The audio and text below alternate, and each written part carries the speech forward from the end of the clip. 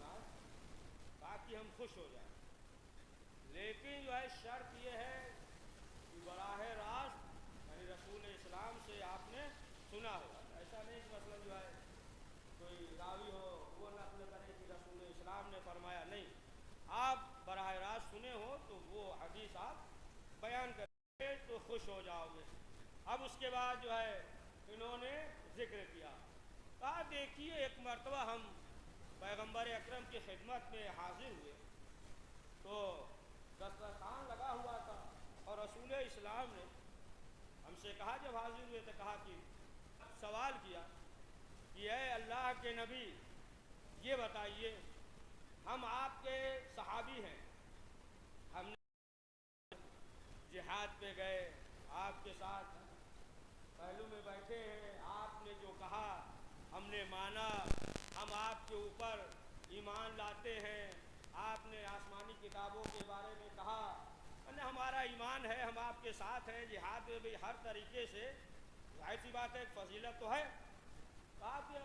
یہ بتائیے کہ ہم لوگ سے بھی کوئی بہتر ہے؟ ظاہر سی بات ہے مشرف با اسلام ہوئے، رسول اسلام کے ہاتھوں کے ذریعے تمام چیزیں جان نچھاور کر رہے ہیں، جہاد پہ جا رہے ہیں، رسول اسلام کے ساتھ ہے، تو فضیلت تو ہے، جو بھی صحابی ہے فضیلت تو ہے، لیکن جب سوال کیا کہ کیا ہم سے بھی کوئی بہتر ہے، تب جو ہے رسول اسلام نے فرمایا کہ ہاں دیکھو تم سے بھی بہتر ہے۔ دیکھیے آپ ایک چیز یاد رکھیے گا، جو اہل بیت معصومین علیہ السلام وہ مسئلہ الگ ہے، رسول اسلام نے فرمایا کہ دیکھو ہاں ہمارے اور تمہارے بعد جو لوگ آئیں گے اور ایمان لائیں گے، جو ہمیں سب چیزیں دیکھ کر ایمان لائے، لیکن اس کے بعد جو لوگ آئیں گے، جو افراد ہوں گے وہ براہ راست تو ہوگا نہیں، کہا ہمارے بعد تمہارے بعد جو افراد آئیں گے، جو ایمان لائیں گے، قرآن کو مانیں گے، آسمانی کتاب کو مانیں گے، صحاب سے زیادہ بلند نہیں ہے تو کمتر بھی نہیں ہے۔ یہ آج کل جو مادی دور ہے اور اس کے علاوہ معجزہ دیکھ کر ایمان نہیں لائے، معجزہ دیکھ کر نہیں لائے تو لہٰذا کہتے تھے، امام پہ اعتراض کرنے لگے، حالانکہ انہیں معلوم ہے کہ یہ حجت خدا ہیں، ان کا کوئی بھی عمل حکمت سے خالی نہیں ہوتا، لیکن اس کے باوجود آپ دیکھیں کہ انہوں نے بھی امام پہ اعتراض کیا، یعنی امام کے ساتھ تھے، امام کے پہلو میں رہتے تھے، امام کو دیکھا ہے، اور وہ افراد کی جنہوں نے ائمہ کو نہ دیکھا اور پھر وہ جو ہے ایمان لا رہے ہیں، تو ان جو وہ صحابی تھے تو اس سے تو بہتر ہے، اس سے بہتر ہے۔ اب آپ دیکھیں کہ جو امام کے ساتھ تھے اصحاب ایسے تھے کہ وہ خود جو ہے اعتراض کر رہے تھے، یہاں تک کہ امام حسن مجتبیٰ علیہ السلام نے جو لشکر آمادہ کیا، 12,000 کا افراد تھے، 12,000 لشکر ہوا، ادھر تو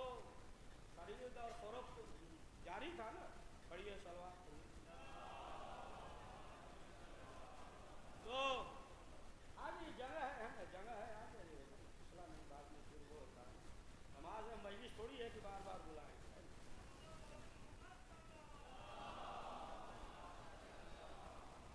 خطبے کے دوران تو بہرحال ایک اور پڑھ دیجیے اچھی سی سلوار۔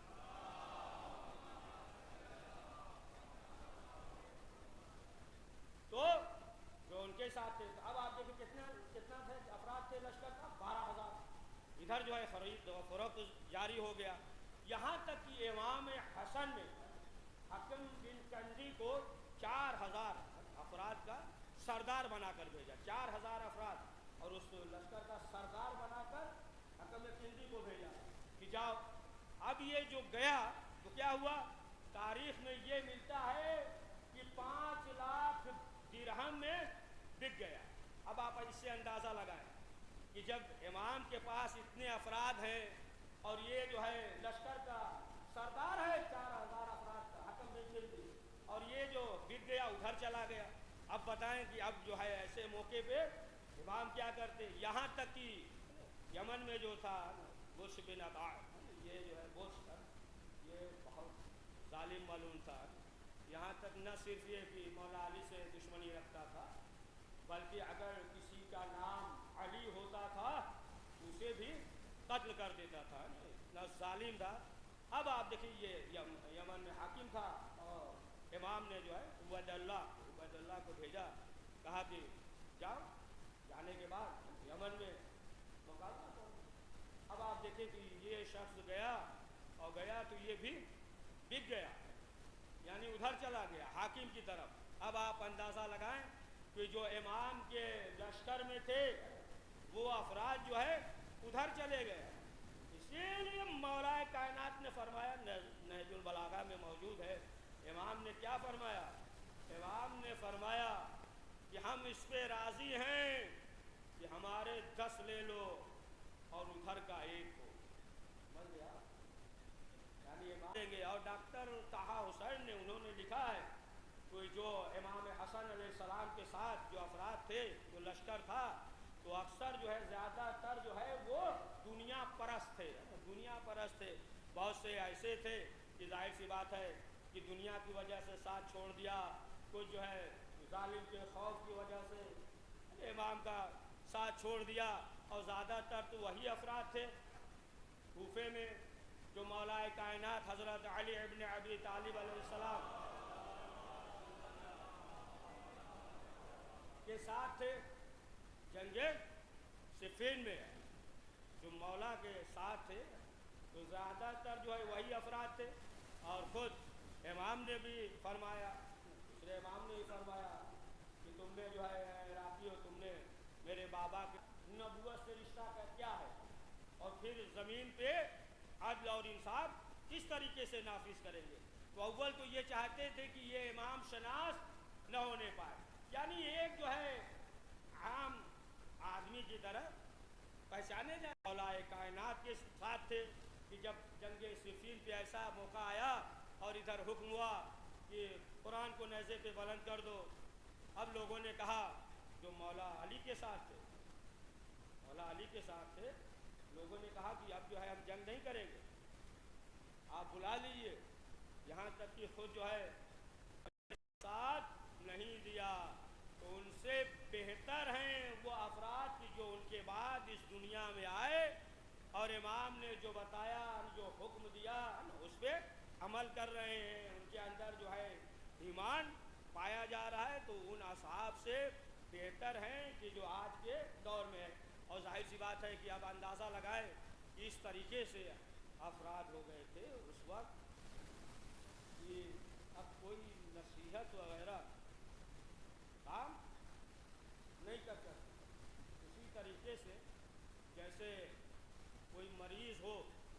پھیپھڑا بھی کام کرنا چھوڑ دیا ہو، دل بھی کام نہ کر رہا ہو، خون بھی ہے نا بدن میں نہ دوڑ رہا ہو، خون کی بھی کمی ہو، کئی بیماریاں ہوں، کڈنی بھی خراب ہو جائے، سب خراب ہو جائے، تو اب کیا کریں گے آپ؟ دوا دیں گے تو اب دوا اثر نہیں کرے گا، اب اثر نہیں کرے گا، تمام چیزیں خراب ہیں۔ اسی طریقے سے امام حسن مجتبیٰ علیہ السلام کے زمانے میں تھے کہ اب جو ہے کوئی نصیحت اور واعظ کام نہیں کر رہی ہے۔ تو بہرحال کہ آپ دیکھیں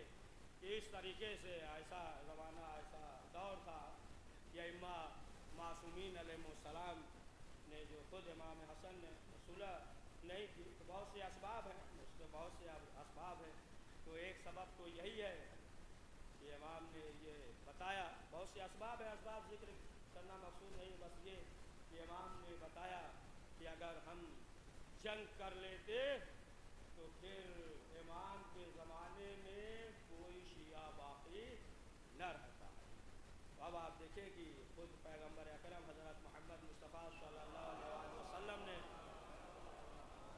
نے فرمایا کہ حسن والحسین، الحسن والحسین، یہ جو ہے امامان قامہ و قعدت، یہ دونوں امام ہیں، اگر جنگ کر لے تو بھی، صلح کر لے تو بھی۔ اگر یہی حالات امام حسن علیہ السلام کے زمانے میں ہوتا تو امام حسن علیہ السلام بھی وہ بھی قیام کرتے ہیں۔ تو یہ تمام چیزیں ہیں کہ جو ہے امام کی زندگی میں جو دور تھا، جو حالات تھے، یہ سب جو ہے ہمارے لیے ہے تاکہ ہم اس سے سبق حاصل کریں اور ائمہ معصومین علیہ السلام نے جو فرمایا ہے اس پہ عمل کریں۔ پروردگار کی بارگاہ میں یہ دعا ہے کہ پروردگار ہم سب کو زیادہ سے زیادہ نیک اعمال کرنے کی توفیق نصیب فرما۔ بسم اللہ الرحمن الرحیم۔ ان احسن الحدیث لموعظۃ کتاب اللہ۔ اعوذ باللہ من الشیطان الرجیم۔ بسم اللہ الرحمن الرحیم۔ والعصر ان الانسان لفی خسر الا الذین عملوا الصالحات وتواصوا بالحق وتواصوا بالصبر۔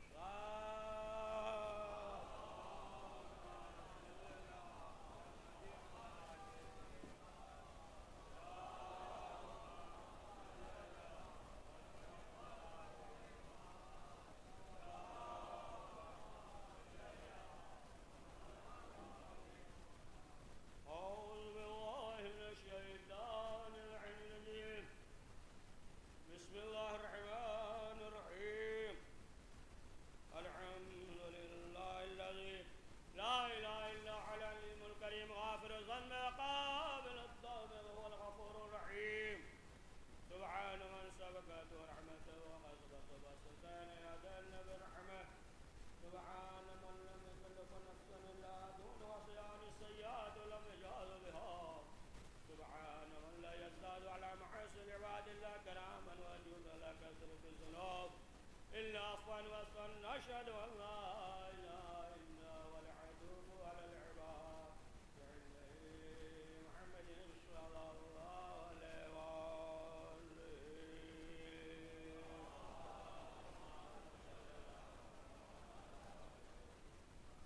بسم الله الرحمن الرحيم۔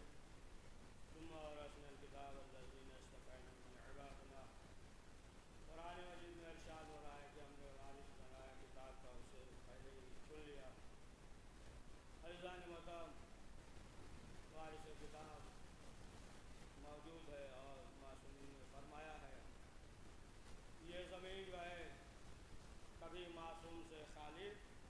نہیں رہ سکتی، ہر دور میں جو ہے معصوم اس زمین پہ موجود ہوگا۔ اور آپ دیکھیں کہ ائمہ علیہ السلام یہ جو سارے نام کے علاوہ جو ظاہراً اس دنیا میں نہیں ہے، لیکن آپ دیکھیں کہ اسی طریقے سے عقیدہ بھی ہے ہمارا، اسی طریقے سے مدد کرتے ہیں تمام مشکلات میں، مشکل حل بھی کرتے ہیں۔ اپنی بارگاہ میں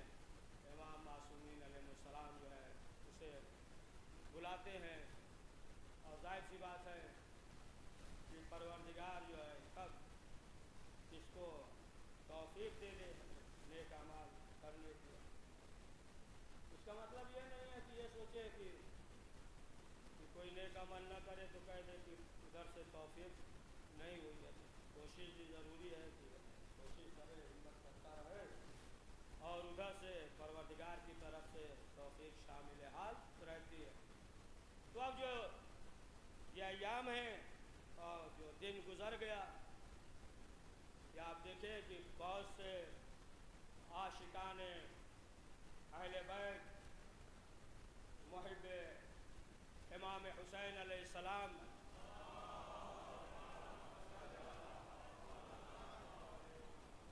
کی جو زیارت پہ گئے تھے یا اس سے پہلے جا چکے ہیں، یا مثلا جو ہے موجود ہے یا اس سے پہلے کسی وقت بھی زیارت کی ہے، تو ظاہر سی بات ہے یہ امام کی طرف سے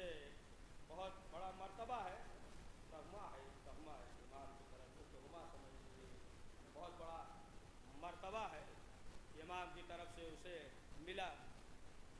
تو اب جب اتنا بڑا مرتبہ ملا ہے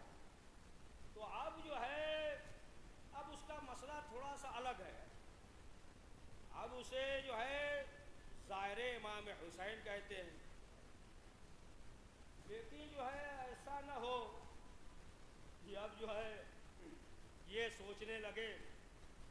کہ ہم زیارت کر کے آئے ہیں، لہذا جو ہے اب لوگ ہمارا احترام کریں، لوگ جو ہے ہمیں سلام کریں، لوگوں پہ فخر کرنے لگے. دیکھیے جو ظاہر ہے اس کا احترام بہت ضروری ہے. ظاہر امام حسین ہے، ضروری ہے اس کا احترام کرے، سلام کرے، یہ تمام چیزیں بہت ضروری ہے کہ ظاہر ہو گیا ہے. لیکن جو ہے اسے چاہیے کہ اب یہ نہ سوچے بلکہ یہ سوچے کہ ہمیں جو اتنا بڑا مرتبہ ملا ہے تو اب یہ غور کرے کہ آیا جو اس سے پہلے زندگی گزار رہا تھا وہی زندگی گزار رہا ہے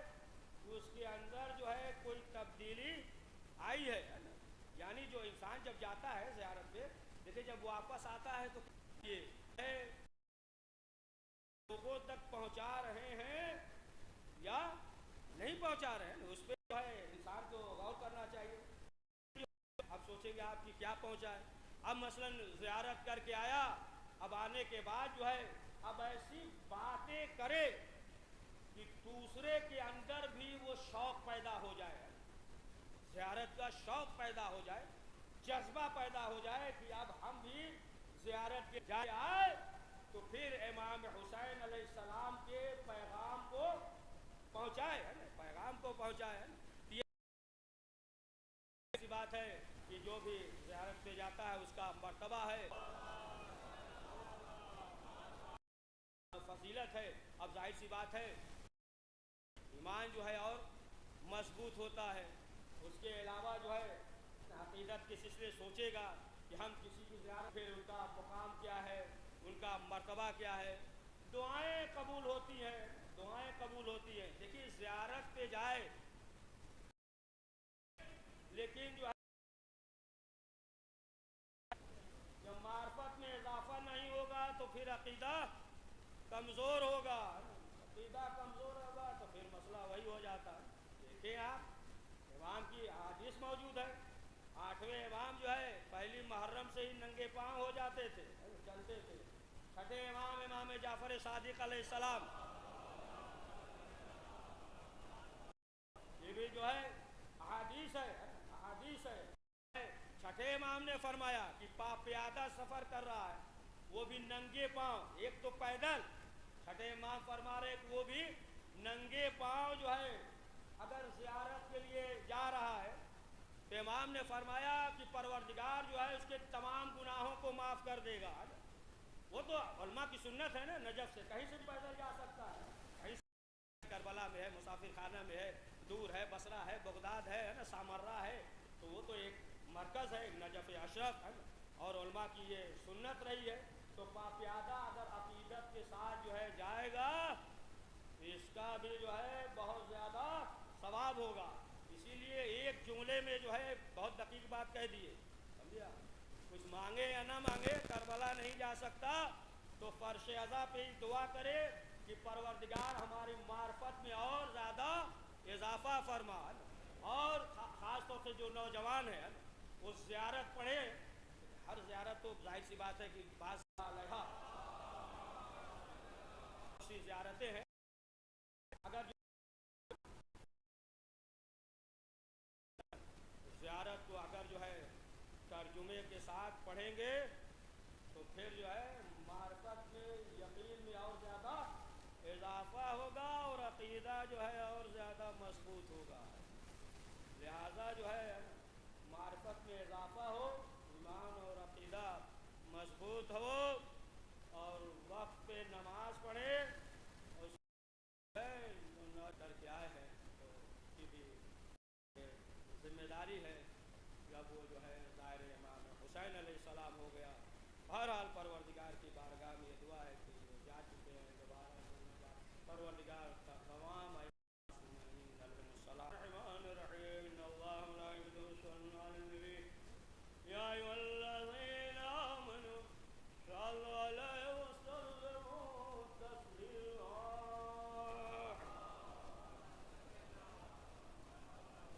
اللهم صل على سيد المرسلين واشرف المرسلين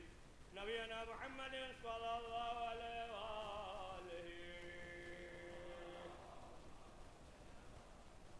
وعلى إمام المسلمين وقائد الغر المهجلين أمير المؤمنين علي بن أبي طالب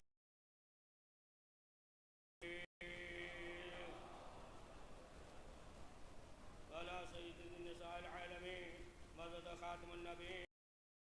فاطمہ رسول اللہ صلوات اللہ والحسین بکربلا عباس وعلي بن علي وعلي بن محمد الحسن بن علي عليهم الصلاة والسلام اللهم صل على مولانا صاحب الزمان ما يصر القرآن عظيم يتشكر المعصومين صلوات الله عليهم أجمعين اللهم اجعلنا ممن يذكره فتنفع ذكره إن الله يأمر بالعدل والإحسان وإيتاء ذي القربى وينهى عن الفحشاء والمنكر والبغي يعظكم لعلكم تذكرون بسم الله الرحمن الرحيم إنا أعطيناك الكوثر فصل لربك وانحر إن شانئك هو الأبتر